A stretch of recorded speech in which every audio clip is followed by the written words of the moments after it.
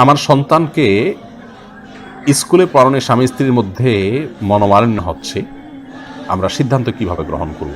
দেখুন, আমরা একটি তিক্ত সত্য কথা না বললেই নয়, আর তা হলো আমাদের স্কুল কলেজের সাধারণ যে জেনারেল যে শিক্ষার ধারা আছে, এটাকে এমনভাবে সাজানো আছে, আল্লাহ মাফ করুন, একজন শিক্ষার্থী শুরু থেকে শেষ পর্যন্ত পুরো এই শিক্ষাধারাটা যখন সে পড়ে শেষ করবে, এই সিলেবাসটা যখন সে কমপ্লিট করবে, গ্র্যাজুয়েশন কমপ্লিট করবে, এর মধ্যে এমন কিছু বিষয় এমন বলিষ্ঠভাবে দেয়া আছে যে এগুলোর কারণে দিন থেকে সে অটোমেটিকলি স্বয়ংক্রিয়ভাবে অনেক বেশি দূরে সরে যেতে বাধ্য।